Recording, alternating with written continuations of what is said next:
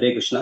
तो हम श्रीमद् भागवतम से पढ़ रहे हैं, चौथा स्कंद, अध्याय 1, श्लोक संख्या 2। तो यहाँ पर जब विदुर महाराज, विदुर जी ने पूछा मैत्रेय मुनि से, वो उनका जिज्ञासा थी कि वो जानना चाहते थे स्वयंभू मनु के बारे में और उनके जो वंशावली उसके बारे में। तो उसका उत्तर यहाँ पे दे रहे हैं। तो हम जल्दी देख सकते हैं कि हमको एक परिवार के बारे में बताया जा रहा है एक पार्ट से ना, किस तरह से स्वयंभू मनु जो पत्नी है शत्रुपा, उनके 3 कन्याएं हैं और 2 बेटे हैं जो कि कन्याएं हैं अकूति, देवहूति तथा प्रसूति, और उनके पुत्र हैं प्रियव्रत और उत्तानपाद। तो उनकी वंशावली आगे किस तरह चलती है, उनके क्या कार्य रहते हैं, ये बताते हैं। तो साधारण अगर देखें भौतिक समाज में तो लगेगा ये भी कोई परिवार की या भौतिक कथा है, जिस तरह की हम एक बार से देखते हैं कि कुछ भी मौका मिलता है बाहर के लोगों को तो प्रजल, लेकिन यहाँ पे ये भागवतम में वर्णन हुआ है। तो जो श्रीमद् भागवतम है वो बहुत ही महत्वपूर्ण ग्रंथ है, भागवत धर्म का एक जो सुप्रीम ग्रंथ है भगवान के बारे में। कि व्यास देव जी ने इस भागवत ग्रंथों के बाद भी जब संतुष्ट नहीं हुए, उसके बाद लिखा। तो इसके जो प्रत्येक पेज में जो भी वर्ण है वो साधारण नहीं है। हाँ, बताया जाता है कि जब भी भगवान गए ये धराधाम छोड़ के, तो वो आपको भागवतम के रूप में, मतलब भगवान वापस आ गए इस भागवतम के रूप में। तो इस तरह से ये जो ग्रंथ भागवत है वो भगवान से अभिन्न है। और जिस तरह से भगवान इस धराधाम में थे तो अज्ञानता का या अंधकार का विनाश करते थे, उसी तरह ये भागवत पूरे विश्व में जो अज्ञानता है भगवान को न जानने की, तो उसको बढ़ाता है। और के लिए यहाँ पे जो भी वर्णन रहता है भागवतम में, वो भागवतम भगवान के बारे में जो उनसे बहुत प्रिय हैं उनका वर्णन है, और वो सब पूरा शुद्ध करने वाला है ना। कि एक एक श्लोक है, शब्द है, वो आपको परम जो लक्ष्य है भगवत धाम तक पहुंचा सकता है। एक बार श्रुति की गुरु बता रहे थे कि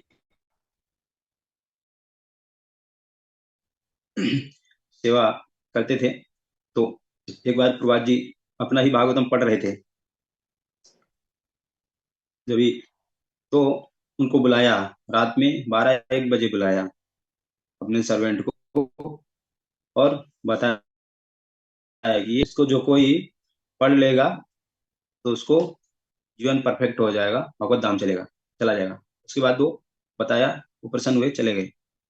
तो एक बार दोबारा से बुलाया, उन्होंने बोला इस श्रीमद् भागवतम को पूरा भी नहीं पढ़े, सिर्फ एक अध्याय ही पढ़ लेगा तो भी उसका जीवन सफल हो जाएगा। इसी तरह तीसरी बार बुलाया तो उन्होंने बोला अगर इसका एक पेज ही पढ़ लेगा तो उसका जीवन पूर्ण हो जाएगा। और लास्ट में जो बोलते हैं कि अगर इसका एक शब्द पढ़ लेगा, यहाँ तक कि उसको स्पर्श ही कर लेगा अपने जीवन में केवल, तो भी उसका सफल हो जाएगा जीवन। तो इस तरह से ये भागवतम की महत्ता है।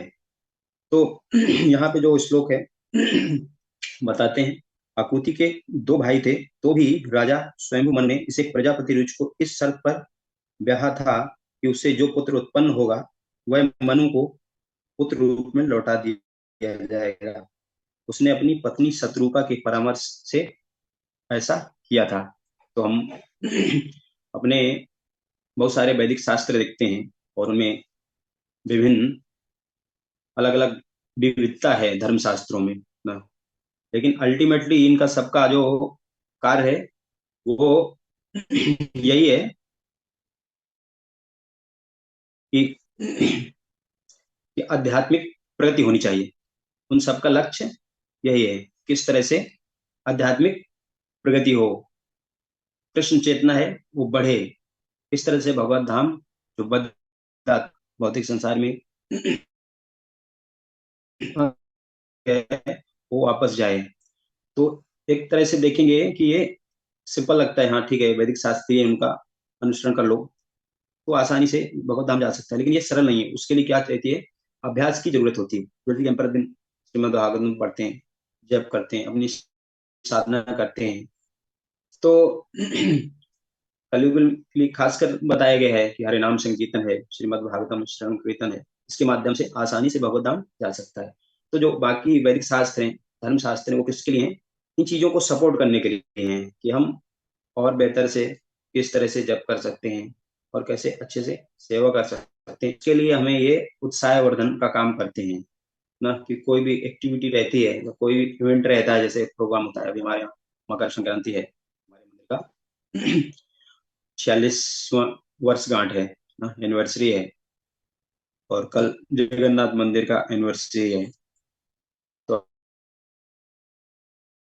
देखेंगे वो बाहर जो दिखेगा केवल थोड़ा ना दिखेगा कि हम अभिषेक करते हैं, प्रसाद बांटते हैं, लेकिन उसके जो एक प्रकार से बैकग्राउंड में जो सुविधाएं हैं, सपोर्ट सिस्टम है, उसका भी महत्व है। उसी तरह जो भी वैदिक शास्त्र हैं समाज में, उसका बहुत महत्व है कि समाज को कैसे चलाना है, किस तरह से नियम कानून रहेंगे। एक तो प्रतिदिन डे बाई डे में किस तरह से जीवन जीना है, किसी को, व्यक्ति को, अलग अलग समाज को, और किस तरह से जो शाश्वत जो लक्ष्य है अपना परम, उस तक भी कैसे पहुंचना है। तो इसके बारे में ये बताते हैं। तो हम देखते हैं जैसे सनातन धर्म है, उसमें वर्ण है और आश्रम है, चार वर्ण है, चार आश्रम है, तो उनको किस तरह से पालन करना है, तो ये अलग अलग धर्म शास्त्रों में बताए गए हैं। एक प्रकार से सिंपल नियम है ना, कि किस तरह से उसको जीवन जीना है। और जो सनातन धर्म है वो परम लक्ष्य के लिए है, कि किस तरह से हम भगवान के जो प्रतिनिधि हैं, निर्देशन में और शास्त्रों के साथ नियम का पालन करते हुए और वापस अपने भगवत धाम जा सकते हैं। तो ये सभी के लिए, जो सनातन धर्म है सभी के लिए, कहीं का भी व्यक्ति हो, किसी देश का हो, किसी भी जाति का हो, सभी के लिए वो परम लक्ष्य एक ही है। लेकिन जो उसमें कैटेगरी हो सकता है कि राजा के लिए अलग है ना, प्रजा के लिए अलग है, गृहस्थ जीवन के लिए अलग है ना, जो भी है, क्षत्रिय के अलग है, ब्राह्मण के लिए अलग है। तो ये सब नियम जो है उनको अलग अलग हो सकते हैं, लेकिन जो सनातन धर्म है वो सभी के लिए है ना,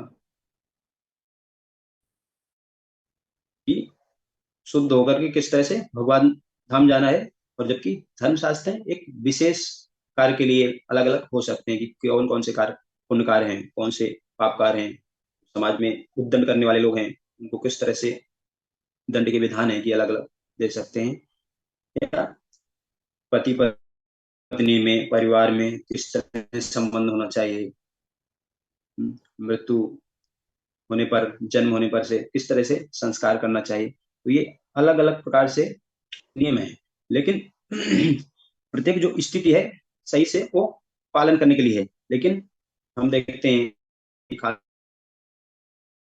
कलयुग में इस समय हम जिस वातावरण में रह रहे हैं, तो सारे धर्म शास्त्रों को यथारूप पालन करना संभव नहीं है ना, कि पूरा कोई बोले 100% पालन कर लेगा, तो वो संभव नहीं है, क्योंकि ऐसी स्थिति है, मतलब ना, कि आइडियली उनका पालन नहीं, पालन करते हैं, उसको बोलते हैं दैवी वर्णाश्रम धर्म या भागवत धर्म। तो इसका महत्व यही है कि हम किस तरह से भगवान के प्रति, कृष्ण के प्रति प्रेम विकसित करें, उसके में जो सहयोग करता है, उसके लिए जो सपोर्ट करते हैं ये धर्मशास्त्र, उसको हम अपनाते हैं यहाँ, इससे उनको सुविधा प्राप्त होगी। तो यहाँ पे उन्हीं तरह में से हम देख पा रहे हैं, यहाँ पे जो बताया गया है, एक तो पुत्रिका धर्म ना, कि किस तरह से अगर किसी के पास, यहाँ पे जैसे स्वयंभू मनु के लिए बताएंगे, हालांकि उनके पास पुत्र हैं दो, लेकिन जो जो पुत्रिका धर्म है वो प्रभात जी तात्पर्य में बताते हैं कि जब कोई निसंतान है, उनके पास पुत्र नहीं है, केवल पुत्री है, तो जब उसका विवाह संस्कार करते हैं, तो उस समय ये शर्त के आधार पे कि हाँ आपका जो पहला पुत्र होगा वो हमको दे देंगे, और उसको हम यहाँ पे अपना उत्तराधिकारी बनाएंगे, और जो भी एक पुत्र के कर्तव्य होते हैं ना, तो वो करे, ये करेगा। कई बार रहता है कि देखते हैं कि पुत्र नहीं होता तो कोई पुत्री को ही जिम्मेदारी देते हैं ना, क्योंकि पुत्र का असली कर्तव्य होता है, बताया गया है शास्त्रों में, कि पू नामक नरक है, तो उससे जो मुक्ति दिलाए अपने माता पिता को, तो वास्तव में वही पुत्र है। नहीं तो वो कोई महत्व नहीं है उसका, वो सिंपली वेस्ट है एक प्रकार से। अगर वो अपने माता पिता के मुख ही करता है, पाप पूर्ण करता है, तो उसका कोई महत्व नहीं है ऐसा पुत्र होने का। तो पुत्री ही ऐसे कर्तव्य करती है, यहाँ तक कि अंतिम संस्कार में जो क्रिया होते हैं पुत्र के कर्तव्य, वो भी पुत्री करती है। तो उसी तरह से यहाँ पे एक विशेष स्थिति है कि वो पुत्री को घर पे शादी विवाह करते हैं, कि वो जो उनका पहला पुत्र होगा तो वो वापस अपने पिता को दे देगी, और वो पिता अपने पास रखेंगे उसको, एक प्रकार से की भाषा में जैसे बहुत सारे ले लेते हैं, अपना पुत्र मान लेते हैं लोग। तो इस तरह वो अनाथ लोगों का नहीं, बल्कि यहाँ पे अपनी पुत्री, क्योंकि यहाँ पे पता है उनको उनकी पुत्री है, और जो उनका पति है, उनसे उन दोनों माता पिता को, उस पुत्र के माता पिता के बारे में जानते हैं ना, तो इस आधार पे ये नियम पुत्र का धर्म कहते हैं। हालांकि यहाँ पे बताया गया है कि उनके दो पुत्र थे, तब भी वो क्यों लेना चाहते हैं ना, तो इसका उत्तर तात्पर्य प्रभुपाद जी बताते हैं, और खासकर हमारे आचार्य जो विश्वनाथ चक्रवर्ती ठाकुर हैं। तो ये हम नहीं समझ सकते थे और ना ही जान पाते, लेकिन ये भगवान की प्रतिनिधि या गुरु लोगों की कृपा है कि वो उन्होंने हमें बता दिया, क्योंकि शंभु मनु जानते हैं कि जो मेरी पुत्री और जो दामाद है रुचि, प्रजापति रुचि, उसके द्वारा जो संतान उत्पन्न होने वाली है, तो स्वयं भगवान प्रकट होने वाले हैं ना। और जब भी भगवान प्रकट होने वाले हैं, जो भगवान, तो जाहिर बात है उनकी इच्छा है ना कि भगवान को पुत्र के रूप में सेवा करने की। तो अलग अलग भाव रहते हैं भगवान की सेवा करने में, तो ये उनका भाव है कि वो भगवान की सेवा करना चाहते हैं, तो कैसा करना चाहते हैं, पुत्र के रूप में करना चाहते हैं, और इसके लिए उन्होंने ये शर्त रखी है। तो यहाँ पे महत्वपूर्ण है कि एक तो आजकल का जैसे विवाह जो होता है, जल्दी शादी बोलते हैं ना, तो कमल लोचन प्रभु बता रहे थे कि जो शादी है उसका एक प्रकार से मीनिंग होता है कंट्रैक्ट ना, कि कुछ समय के लिए कंट्रैक्ट किया, और उसके बाद जरूरी नहीं है, उसके अंदर कोई नियम कानून नहीं है। लेकिन जो विवाह संस्कार है वो बहुत महत्वपूर्ण है, कि जो पति पत्नी है, लड़का लड़की है, वो पूरा जीवन भर साथ रहने का संकल्प लेते हैं ना, इस तरह से एक दूसरे को कृष्णा कॉन्शियसनेस में, भक्ति में प्रगति के लिए,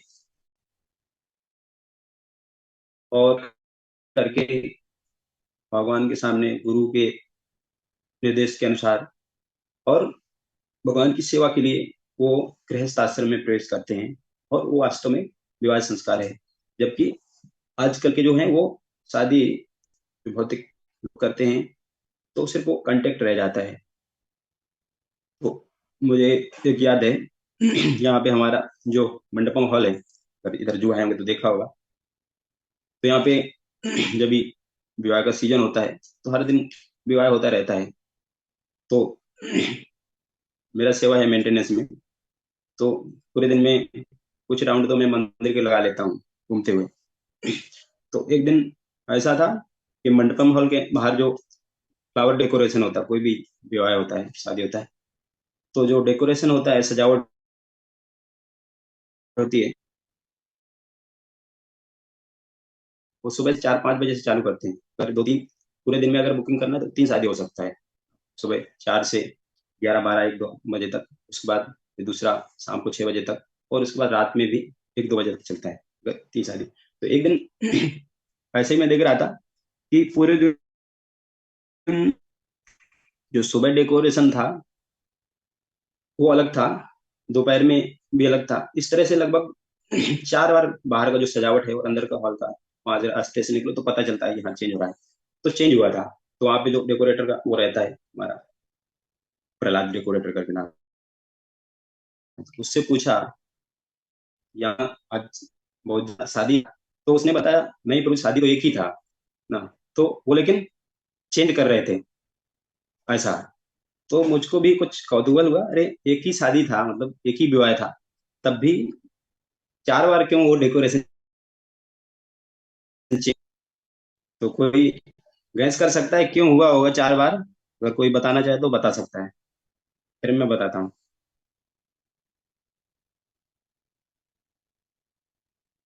हरे कृष्ण हरे प्रभु कृष्णा। जी। हाँ एक बार मेहंदी के लिए होगा, एक बार हल्दी के लिए होगा डेकोरेशन, एक बार संगीत के लिए डेकोरेशन होगा, ऐसा कुछ रहता है। एक हाँ सही आप एक पकड़े, क्योंकि है। मुझे नहीं पता था। तो वही मैं सोचा, सुबह से एक ही शादी है तो उनको वही अलग अलग जो सेरेमनी होती है प्रत्येक के लिए वो पूरा डेकोरेशन, पुराना फ्लावर हटा करके नया फूल लगाना, पूरा लेबर, मतलब वो 2 घंटे प्रोग्राम होता। रिश्तेदार भी जो आते थे वो भी अलग अलग रहते थे, मतलब जो जिस प्रोग्राम में आना चाहिए उस तरह था। तो मैं सोच रहा था कि देखो शादी के लिए मतलब एक ही जगह है, एक ही डेकोरेशन भी कर सकते थे, लेकिन कितना पैसा वो कर रहे हैं।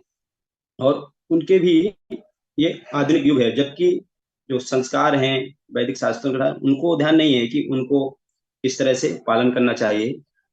जबकि दिखावे के लिए वो सिर्फ, और उसमें सजावट का महत्व तो इतना ही है कि वो फोटो खींचते हैं, वीडियो बनाते हैं, तो वो महत्व है हाँ कि अलग अलग दिखना चाहिए, कि भले एक ही जगह है, तब भी अलग दिखना चाहिए। तो इसी तरह अभी यहाँ पे जैसे प्रतिज्ञा या शर्त रखी गई है ना, स्वयंभू मनु के अनुसार, तो इसी तरह के सेम मंडपम हॉल में था। तो एक मैं, वो भी महत्वपूर्ण है एक्चुअली, कि ऐसा जनरली होता नहीं है, लेकिन मैंने देखा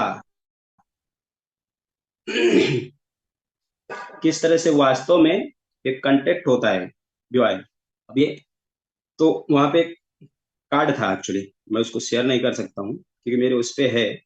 तो इस पे अगर दिखेगा तो आप पढ़ सकते हैं, उल्टा दिखेगा एक्चुअली इस पे। तो इस पे लिखा है वेडिंग कॉन्ट्रैक्ट ना। तो जो दो लोगों का विवाह हो रहा था, तो मेरे वाले कैमरे में शायद सीधा दिखेगा या, तो उस पे मैं पढ़ के सुनाता हूँ। तो उस पे 2 पार्टियों का नाम लिखा है ना। हालांकि भौतिक है, लेकिन हमारे सीखने के लिए है कि भौतिक में भी किस तरह का कंटेक्ट होता है। आजकल के जो विवाह हैं किस आधार पे स्थित हैं, कि मतलब वो एक दूसरे पे केवल भोग करने के लिए आधारित हैं, ना कि भगवान को सेंटर में रख के। तो इसमें पार्टीज का नाम लिखा है रोहिल और सैली करके। और उसके बाद लिखा है कि राहुल गाला पहला कंटेक्ट, उसमें 5 कंटेक्ट है, पूरा 5 वो लिखा गया, पॉइंट लिखा गया है। तो कि Rahul Gala will agree to the following, मतलब एक नियम है उनके अंदर, ये चीजों से सहमत होगा, उसके आधार पे ये शादी हो रहा है। तो पहला है, I promise to accept that Shelly is always right. तो ये माता जी का नाम है शैली। तो वो वादा कर रहे हैं कि वो जो भी बोलेगी वो हमेशा सही है, एकदम परफेक्ट। मैं इस पे पूरी तरह से सहमत हूँ। दूसरा है, बाई शैली all the makeup, heels, clothes, handbags she wants and never see them. तो वो सब कुछ खरीद करके देंगे उनको, ये एक शर्त है ना। उनके मेकअप का सामान, चप्पल, कपड़े, जो भी जब भी जरूरत होगा तभी देंगे उनको, तुरंत ही।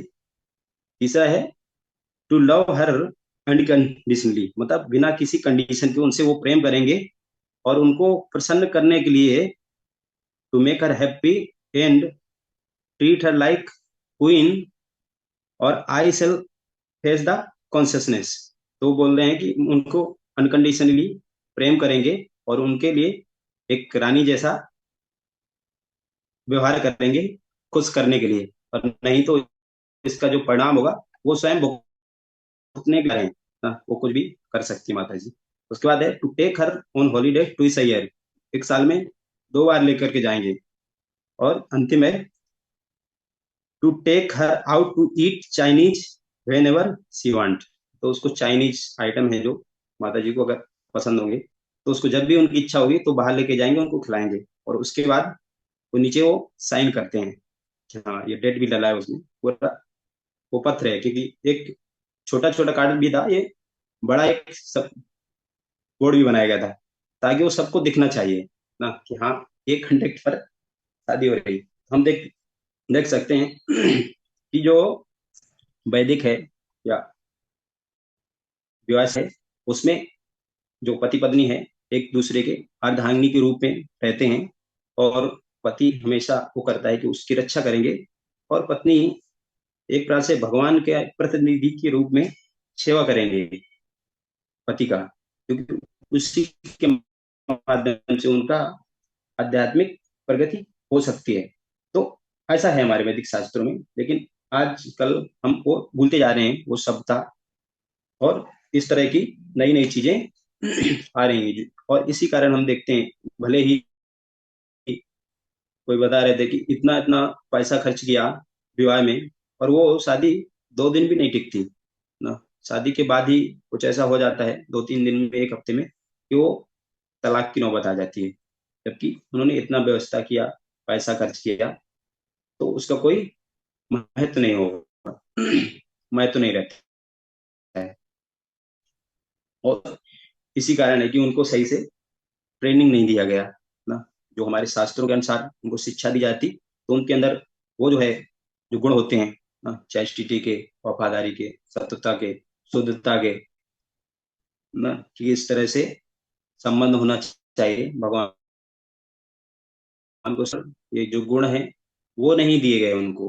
तो इसके कारण हमको यहाँ से शिक्षा लेना चाहिए कि हमें अपने परिवार में बच्चों को इस तरह का ज्ञान जरूर देना चाहिए, भगवत गीता का, भागवतम का, ताकि वो अपनी स्थिति समझे, भगवान के साथ संबंध, और जो भी आनंद की खोज कर रहे हैं वो सही डायरेक्शन में देखें। और जो भोगने की प्रवृत्ति है उसको भोगना भी है तो वैदिक शास्त्र के अनुसार जो सिस्टम दिए गए हैं ना, कि किस तरह से कोई भी चीज ऑफर करो भगवान को पहले, देवताओं को, उसके बाद हम स्वीकार कर सकते हैं। नहीं तो बताया गया, अगर कोई भी चीज, कोई भी वस्तु हम स्वयं भोगते हैं और देवताओं को ऑफर नहीं करते, तो हम एक प्रकार से चोर के समान है। क्योंकि जो देवता हैं, देवी हैं, वो भगवान के प्रतिनिधि हैं, उनको निरीक्षण में दिया गया है। और उस पे ये भी है कि जब वैदिक तरीके से वो करेंगे, तो उससे हमारी जो आध्यात्मिक प्रगति है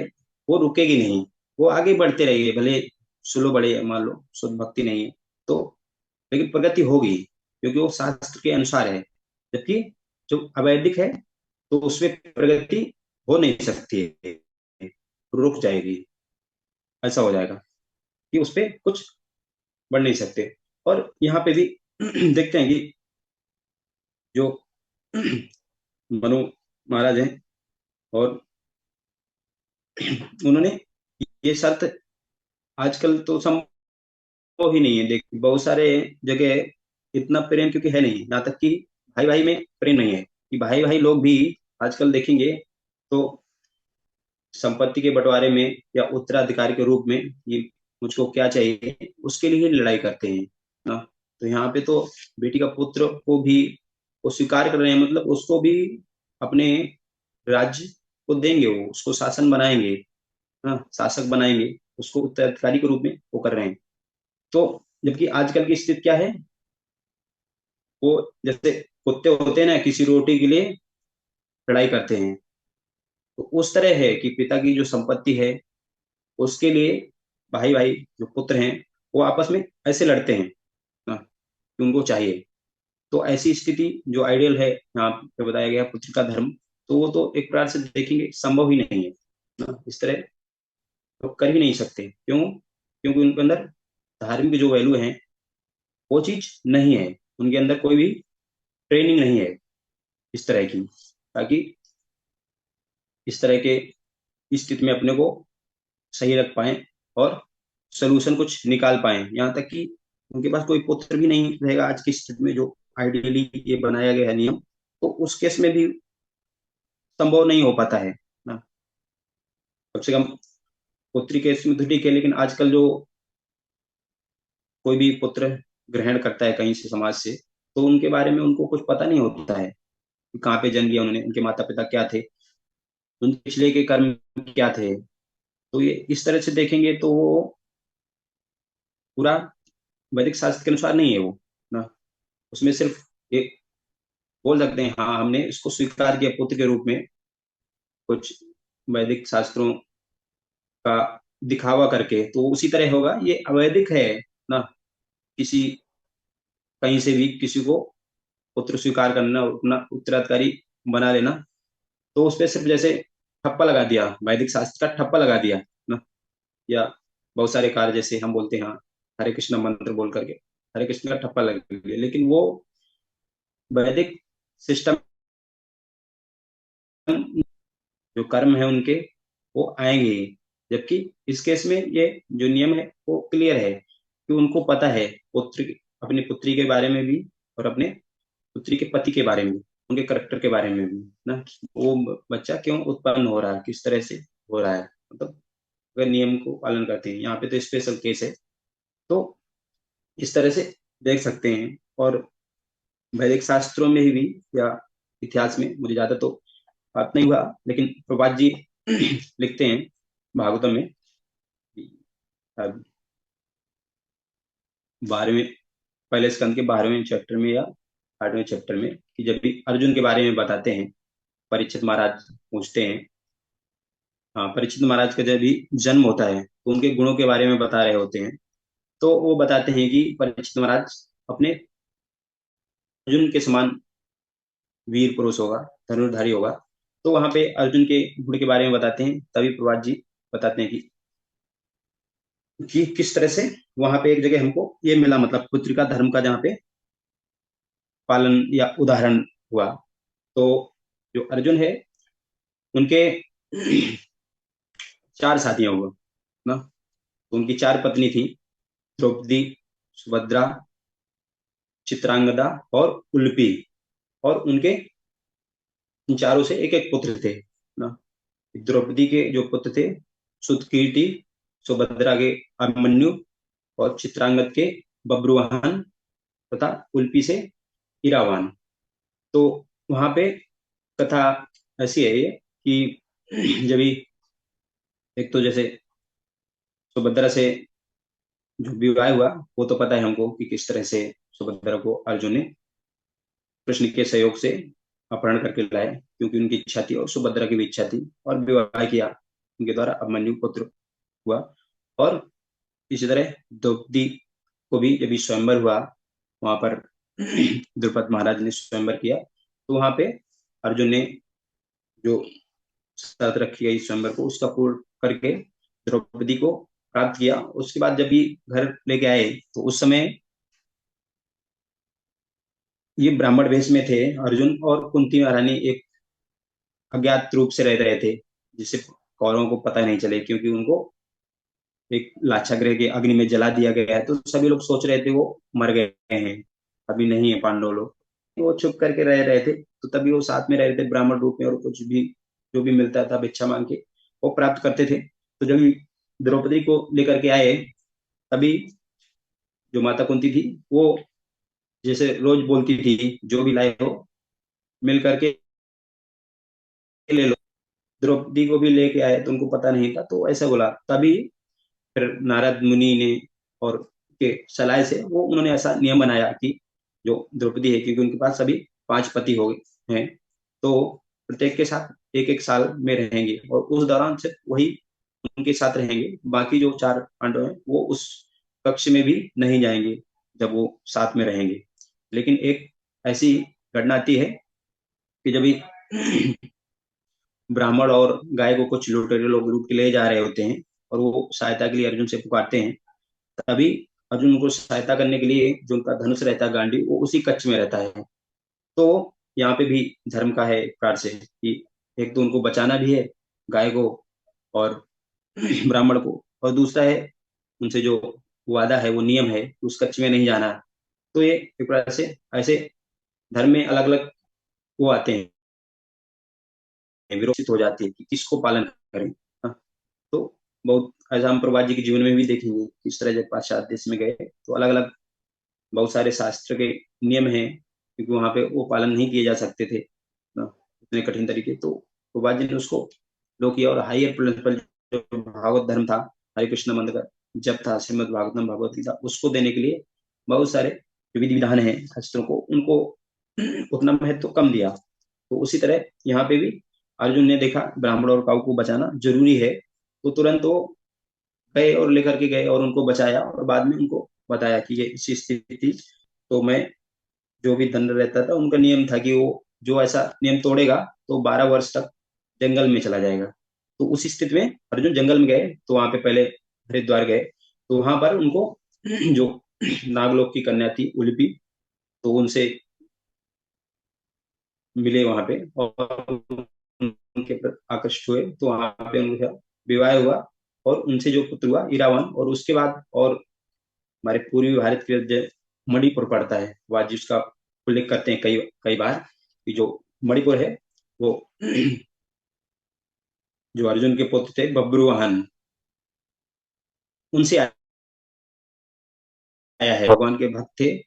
तो उनका जो पूरा परिवार है ना, पूरा मणिपुर है या उसका एरिया है, वो सभी वैष्णव हैं। वहाँ पे बहुत अच्छा कल्चर है। हाँ, बहुत बार प्रभुपाद जी ने उनके बारे में बता दी। अक्सर भक्ति स्वरूप दामोदर महाराज रहे उनके बारे में उनको बताते थे ये चीजें।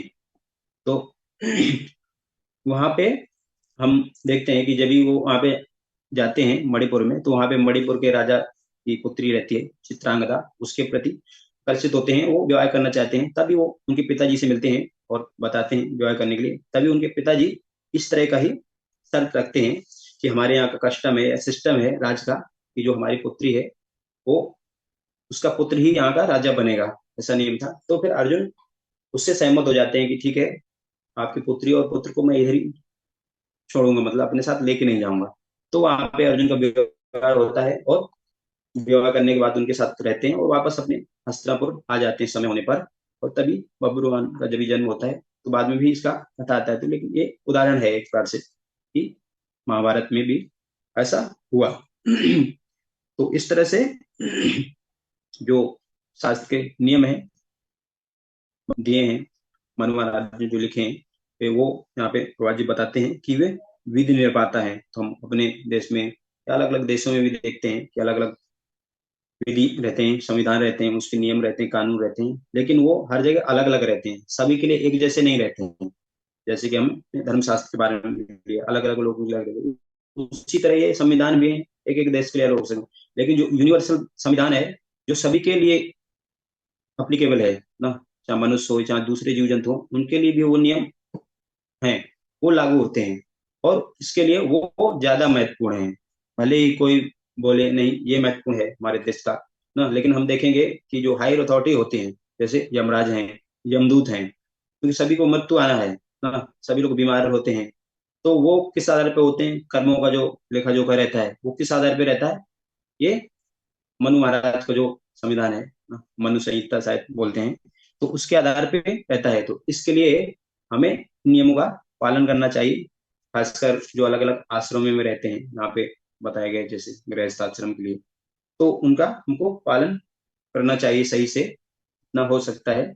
और जो खासकर वो जो हमारी भक्ति में सहयोग है, कृष्ण प्रेम को प्राप्त करने में, जो हमारे लिए प्रगति मार्ग में सहायता करते हैं, और उससे हमारे जो भक्ति का प्रोसेस है, जो वैदिक भक्ति है, वो और आसान हो जाती है ना।